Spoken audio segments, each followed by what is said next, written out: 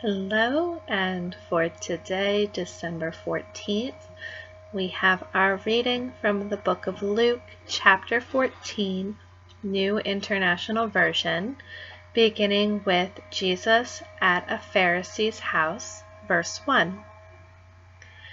One Sabbath, when Jesus went to eat in the house of a prominent Pharisee, he was being carefully watched.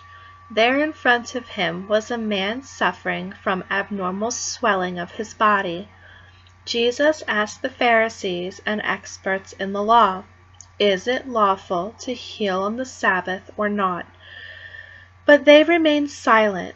So taking hold of the man, he healed him and sent him on his way.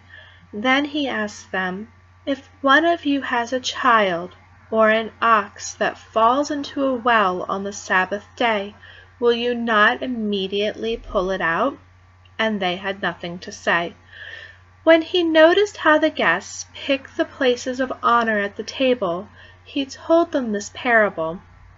When someone invites you to a wedding feast, do not take the place of honor, for a person more distinguished than you may have been invited. If so, the host who invited both of you will come and say to you, "Give this person your seat." Then, humiliated, you will have to take the least important place. But when you are invited, take the lowest place, so that when your host comes, he will say to you, "Friend, move up to a better place." Then you will be honored in the presence of all the other guests.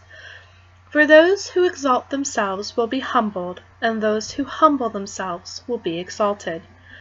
Then Jesus said to his host, "When you give a luncheon or dinner, do not invite your friends, your brothers or sisters, your relatives, or your rich neighbors.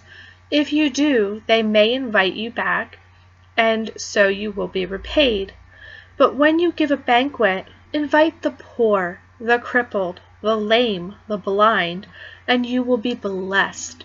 Although they cannot repay you, you will be repaid at the resurrection of the righteous." The parable of the great banquet, verse 15.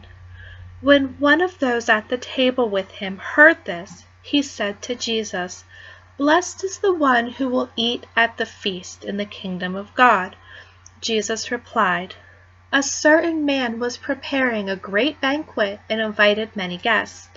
At the time of the banquet, he sent his servant to tell those who'd been invited, 'Come, for everything is now ready.' But they all alike began to make excuses.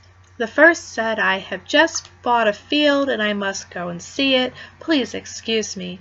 Another said, 'I have just bought 5 yoke of oxen and I'm on my way to try them out. Please excuse me.'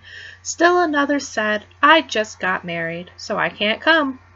The servant came back and reported this to his master.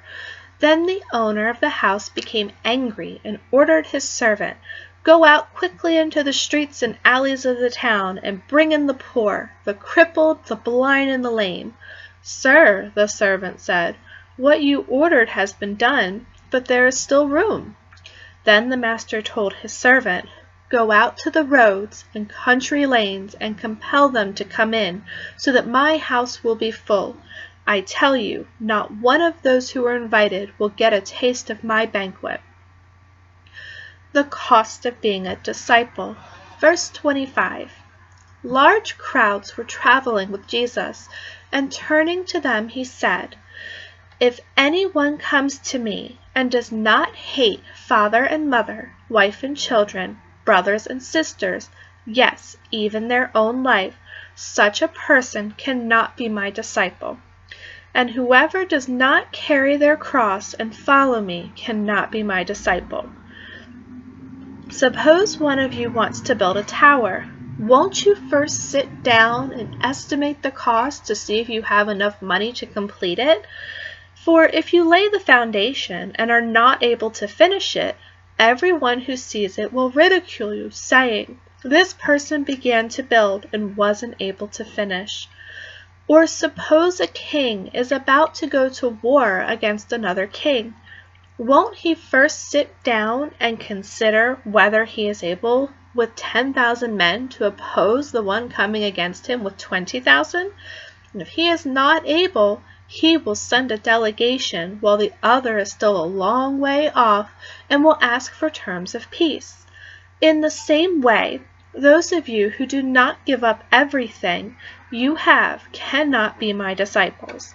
Salt is good, but if it loses its saltiness, how can it be made salty again? It is fit neither for the soil nor the manure pile. It is thrown out. Whoever has ears to hear, let them hear. This concludes chapter 14. Thank you.